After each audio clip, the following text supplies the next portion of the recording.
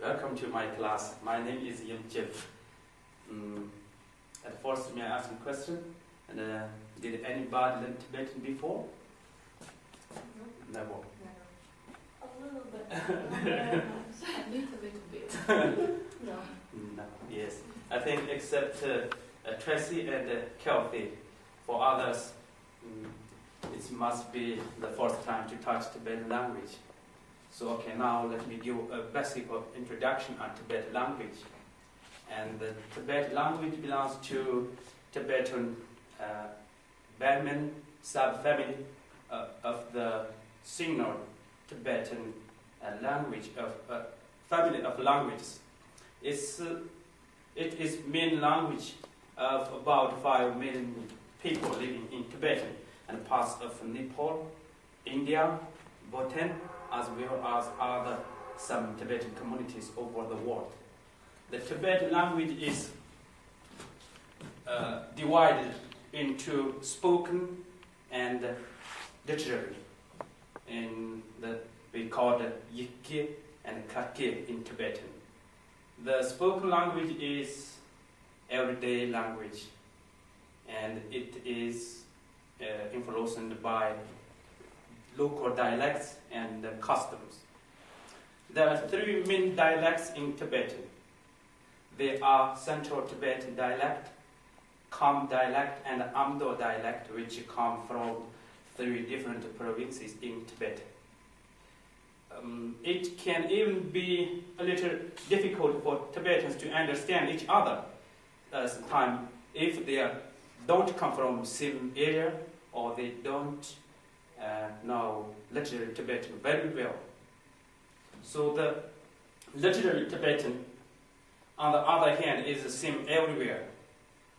The literary is can be further divided classical and modern literary Tibetan. Until the 1950s, Tibetans only used classical Tibetan for literary purposes. Classical Tibetan has been standard language throughout the Tibetan world. And yes, so the modern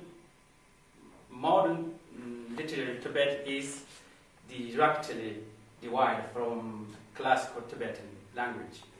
This is exemplified by newspapers, new form of fiction such as in novels, and new form of poetry, academic writings, and government documents, and so on. So the script we use today was created 1,400 years ago. The Tibetan king Sonsen Gampo sent one of his ministers, Tomi Sambutra, to India to create an alphabet for Tibetan language. There are 2 most common scripts. They are Wiccan and women scripts. In English, literally, headed scripts and headless scripts. Can you hear? This is the Tibetan consonants, and this is writing in headed scripts. And this script is used in books and other publications, while the woman is used for handwriting. So here, this is the Tibetan alphabet. The Tibetan alphabet consists of 30 consonants and 4 vowels. These 30 consonants traditionally are arranged in a set of 3 or 4 columns. Here, sorry.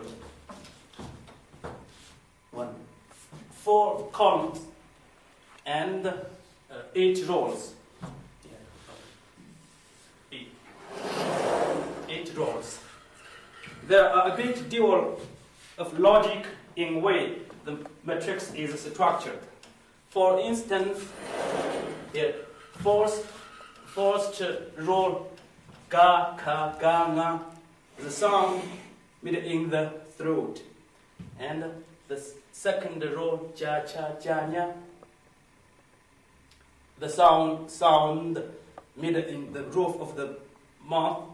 And the third, da, ta, da, na, dental T sound, ta, ta, da, na. And the fourth, ba, pa, wa, ma, labial p sound. It's the consonants, and so on.